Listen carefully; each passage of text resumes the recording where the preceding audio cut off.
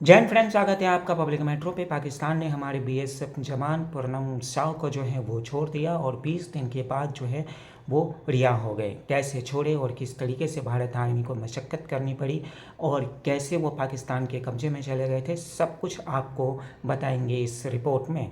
मेरा नाम रोशन कुमार झा है और आपने देखना शुरू किया है पब्लिक मेट्रो। अब बात करते हैं 20 दिन से पाकिस्तान के कैदी में रहे हमारे फौजी की।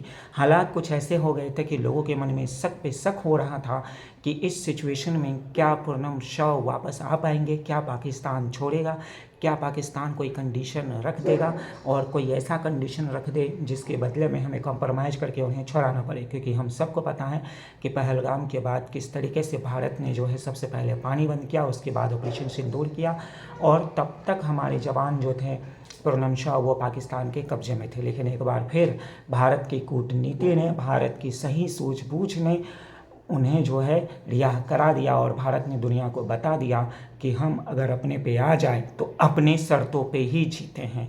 जिस तरीके से हमने हमारे ऊपर आतंकी हमले के बाद हमने उनकी पानी भी बंद की, उनके खाने पीने का सामान भी बंद किया, उनके घर में घुस करके उन्हें मारा भी और जो हमारे जवान कैद में थे उसे छुड़ाया भी। एकदम अभिनंदन की तरह, शेर की तरह जो है 10:30 बजे वाघा बॉर्डर पर हमारा ये देश का जवान जो है वो आया, दोनों हाथ बंधे हुए थे लेकिन एकदम शेर की तरह जो है वो चल रहे थे। वो दिखाता था कि इंडियन आर्मी किसी के भी कब्जे में रहे, चाहे जैसे भी रहे, उसके एटीट्यूड का कोई जोर नहीं है। और यूं ही नहीं लोग कहते हैं कि भारतीय जवान का कोई जोड़ा नहीं है। लेकिन सवाल यह है कि पाकिस्तान को आखिर घुटना टेकने पर मजबूर क्यों करना पड़ा।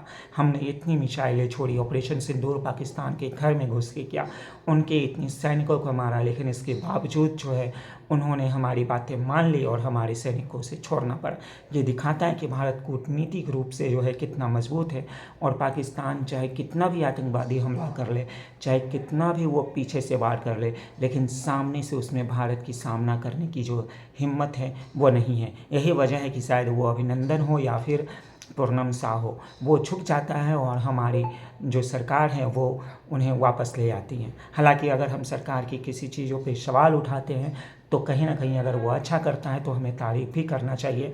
और इस मामले में हमारी सरकार, इंडियन गवर्नमेंट और भारत के प्रधानमंत्री की तारीफ़ तो बनती है कि इतने तनाव और इतने लड़ाई के बावजूद उन्होंने ऐसी कूटनीति तैयार की कि हमारा जवान हमारे देश में वापस आया। इसमें ये कोई नहीं है कि मोदी भक्ति हो रही है। हमने कई वीडियो जो है वो मोदी के खिलाफ बनाया है, लेकिन अगर सरकार कुछ अच्छा करती है तो उसकी तारीफ़ भी करनी चाहिए, जैसे हम गलत करने पे सवाल उठाते हैं।